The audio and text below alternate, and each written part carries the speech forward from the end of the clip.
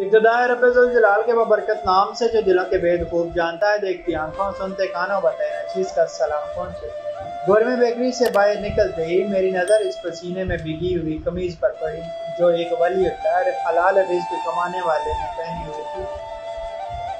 AC से बाहर निकलते ही गर्मी की तपश से आधी आंखें बंद हो रही थी। ख्याल आया इन बुजुर्ग का सांस कैसे चल रहा होगा।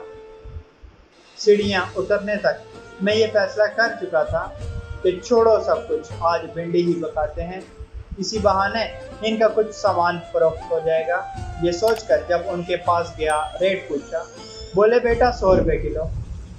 आदत से मजबूर होकर भी मैंने भाव कम करने की बात ना की, हिम्मत भी ना हुई। मैंने कहा बाबा जी 2 किलो दे दें। उन्होंने शॉपर में डाली। मैंने 500 का नोट दिया। बोले बेटा मेरे पास खुले पैसे नहीं हैं, तुम पहले गाहक को आज सारे दिन में। पहले मैंने सोचा 500 भी दे दूं, फिर ख्याल आया अगर इनमें खुददारी ना होती तो यूं सड़क किनारे सख्त गर्मी में ना बैठे होते। तरकीब सूझी कि चलो आज मोहल्लेदारों को भी भिंडियाँ तोहफे में दे देते हैं।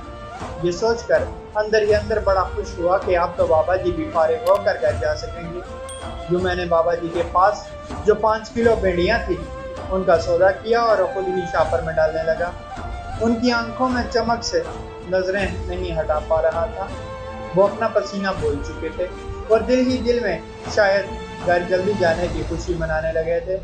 मैंने बाबा जी का शुक्रिया अदा किया और अपनी राह ली। अपने कपड़े झाड़ते हुए बाबा जी ने, जो मेरी नीयत को शायद भांप चुके थे, कहने लगे पुत्र बुरा ना मानो तो एक बात पूछूं। मैंने कहा जरूर बाबा जी। बोले भिंडियाँ तो 1 किलो ही काफ़ी होती हैं, तुमने खुले पैसे ना होने की वजह से 5 किलो ले ली या मुझ पर तरस खा कर ले ली।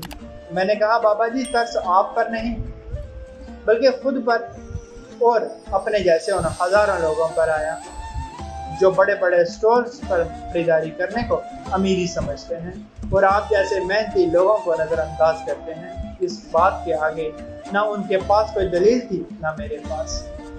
उस दिन से मैं तो उन बाबा जी से ही सब्जी खरीदता हूँ। अगर आपके नज़दीक भी कोई ऐसा गरीब रिज़्क़ हलाल कमाने वाला है तो एक बार आजमा कर देखिएगा। अल्लाह पाक आसानियाँ हासिल और तकसीम करने का शर्फ अता फरमाए। आमीन। जज़ाकल्लाह।